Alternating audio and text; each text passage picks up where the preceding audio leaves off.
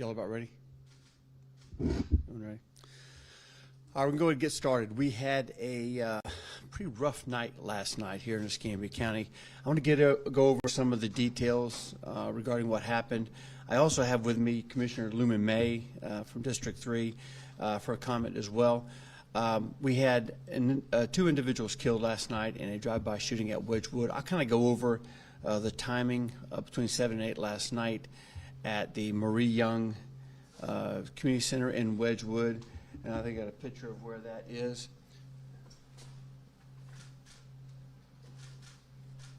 If you look here, that's the picture of the community center, but also just below that, there's a pavilion, and that's where the shooting is going to have taken place. There were some individuals there that were playing dice while there was a men's basketball game that was taking place in the community center itself. And it was while a crowd had gathered to play dice in that small pavilion area.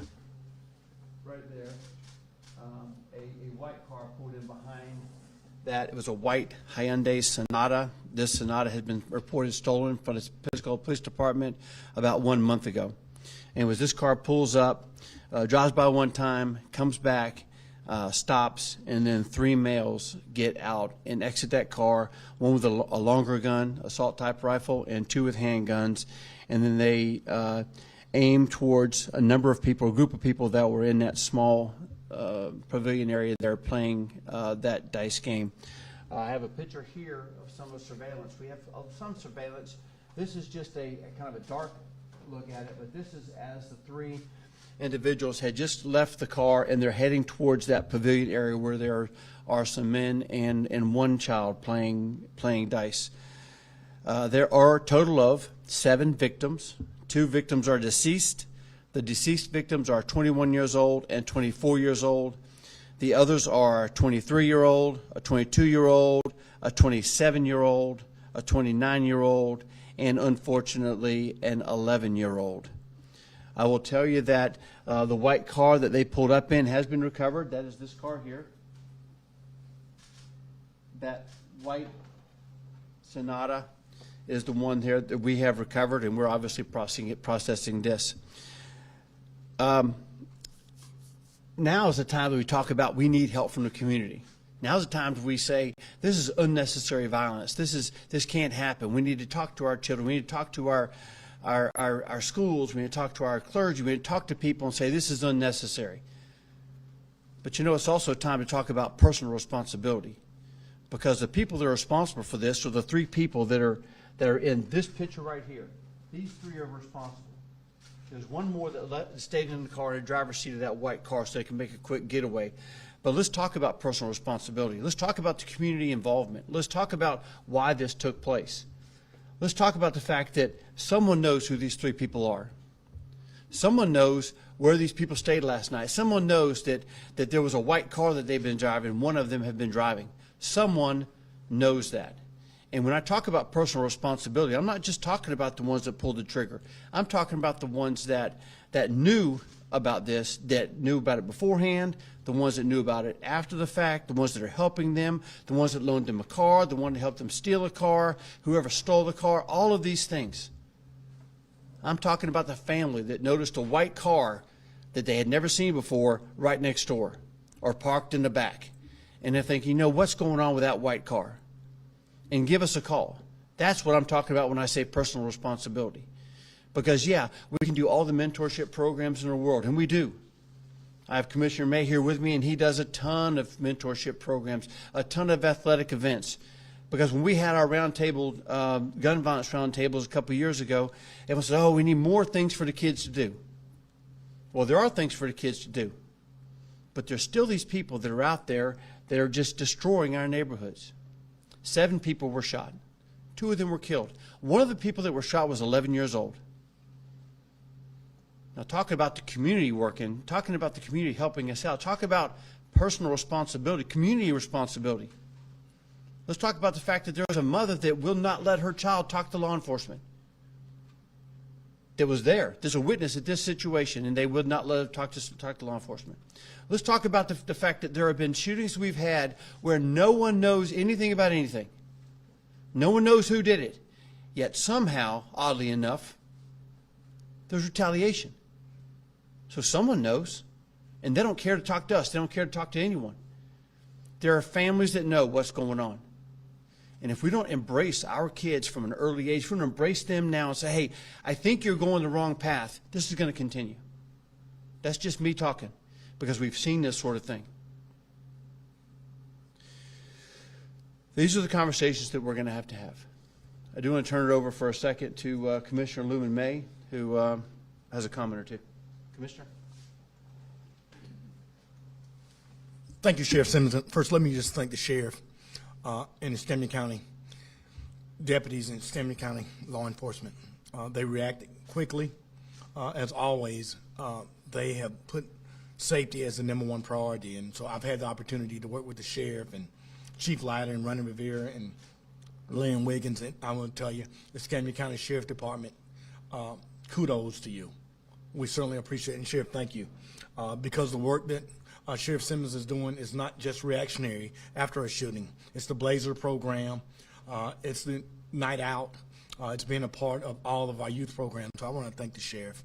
But let me just take a brief moment to talk about what we're doing in Escambia County. Immediately after we received the phone call, I was out of town.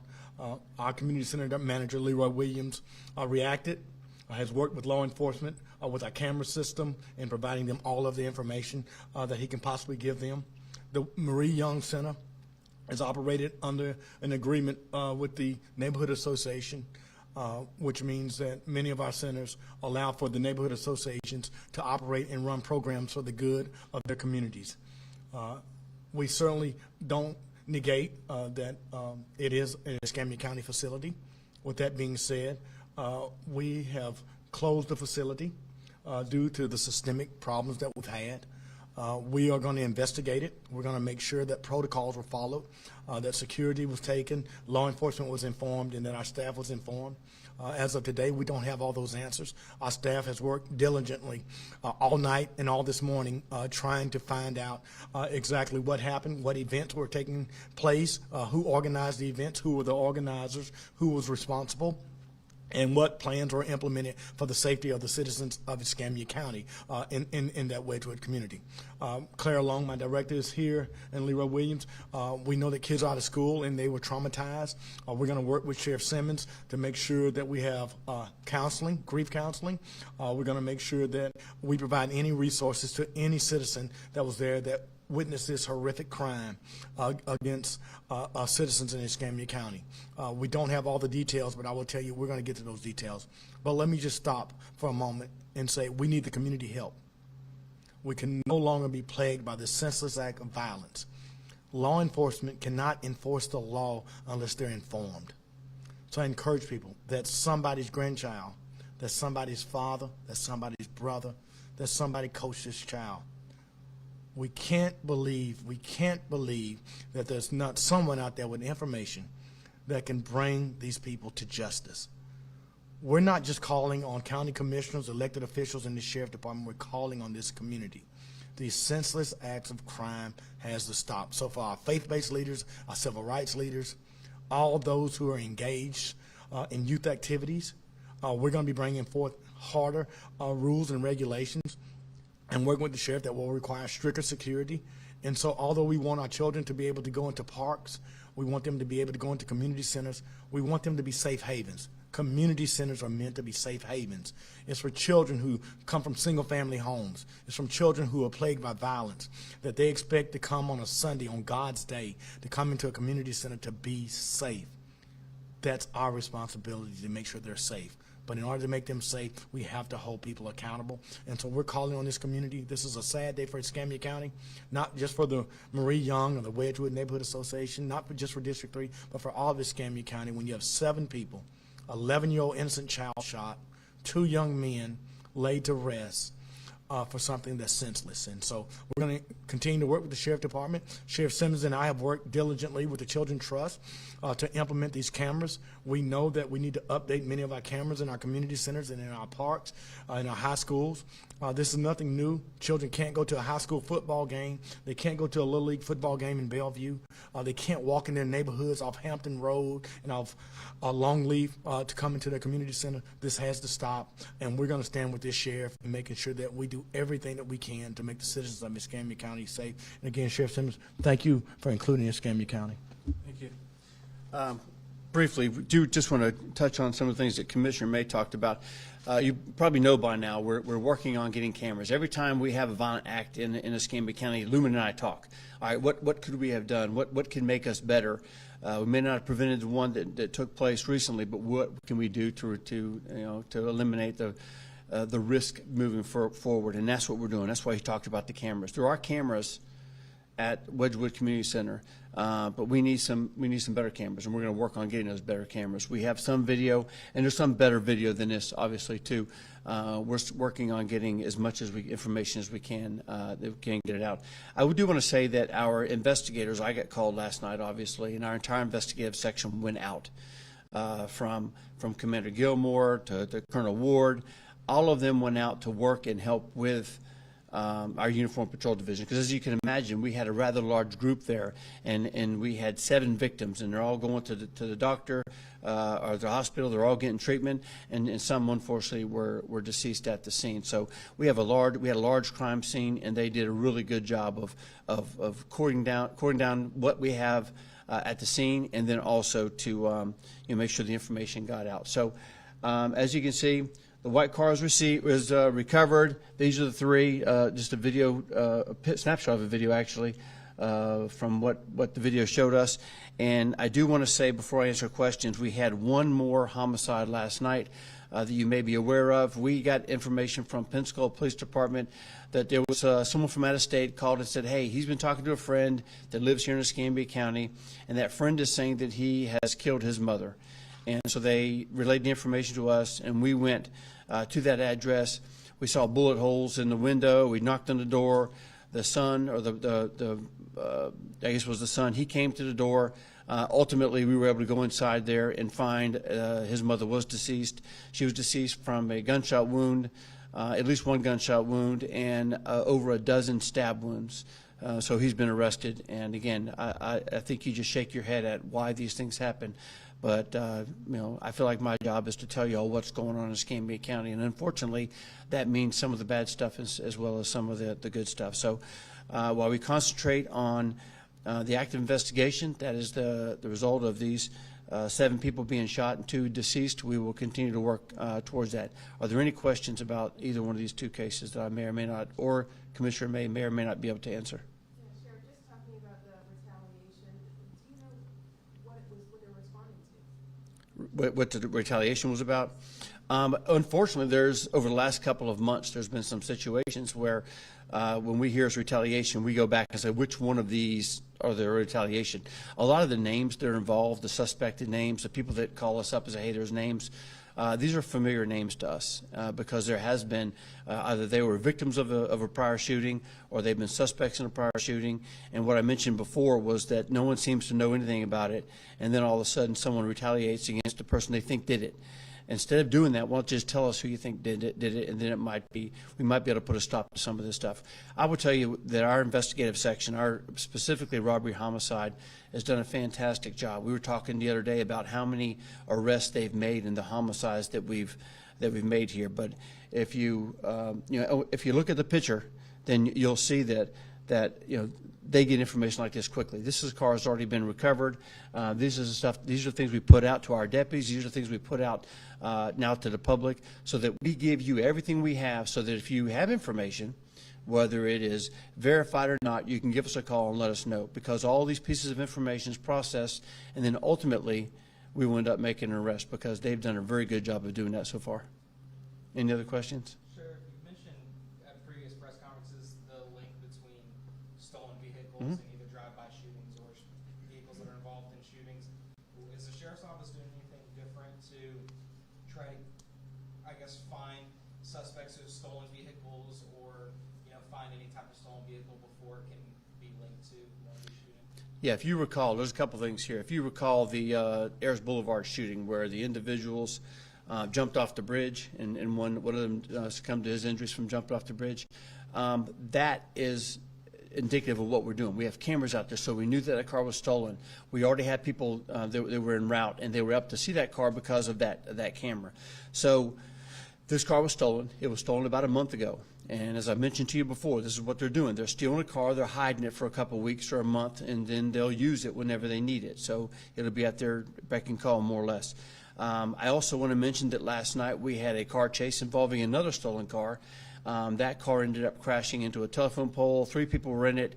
1 did get away, but we did capture the other 2. So what are we doing? We're using technology with regards to our license plate readers. We're using a change in policy and an emphasis on stolen cars and stopping these chases right away. I can tell you, if we just saw this car leaving, we've done everything we can to stop this car, which means bumping the crap out of them and stopping that car, and because we know what they're doing with these stolen cars. And If there was any, oh, I'm sorry. go ahead. Do you know if there was any security at this event? I'm not aware of any security. Lumen, are you aware of any requirements for that? Our staff is here, and that's part of the requirement that our staff and I talked about. We're investigating that to make sure that they did follow all of the protocol when they issue out a rental. And so that's forthcoming, that information. You know, who planned the basketball game or anything like that? We don't, and I'm looking at my staff, and it's part of a folder that I just read. We know that the ultimate responsibility is the Wedgewood Neighborhood Association, but they do sublease, which is allowed by them. And so we're requesting that information today, and certainly as soon as we get that information, we're going to get that to the sheriff. Yeah, as Lumen mentioned earlier, we're gonna collectively and individually talk about what time are these things supposed to close on Sunday night? Who are they sanctioned for a basketball game? Or are they sanctioned for a dice game? Are they sanctioned to be outside and inside? All these things are things that we're going to look at. But the bottom line here is that we're looking for 3 people who are killers. We're looking for 3 people who stole a car. They stole a car. They went to this location. They came out with 3 weapons. They ended up shooting an 11-year-old plus 6 other people, 2 of which are dead. So while we look at how this happened, we do that so that it doesn't happen again. We make steps so it doesn't happen again. But again, I don't want to lose sight of the fact that it's their responsibility. It's the people that are doing the shooting. These are the people we need to be targeting, putting their information out. These are the ones that we need to be asking questions about so that we can put the bad guys in jail, so that people can play a basketball game, kids can play a football game, and we can all go to the park or wherever we need to go without worried about this type of behavior. But again, it all boils down to personal responsibility. Any other questions? What other violence, if any, have you guys seen at that same community center? I don't know that we've had some functions there. I don't recall exactly what we've had. I think a couple of years ago there was a shooting at that location, and I believe 1 person was killed. The county's been dealing with all of that, but it's been, I guess, 2 years ago, and Lumen could probably correct me if I'm wrong, about 2 years ago. And then we can find one-offs on of gun violence here or gun violence here. But I can tell you that with Commissioner May's help, we are going to the Board of County Commissioners. We went to the Island Authority for cameras on the beach.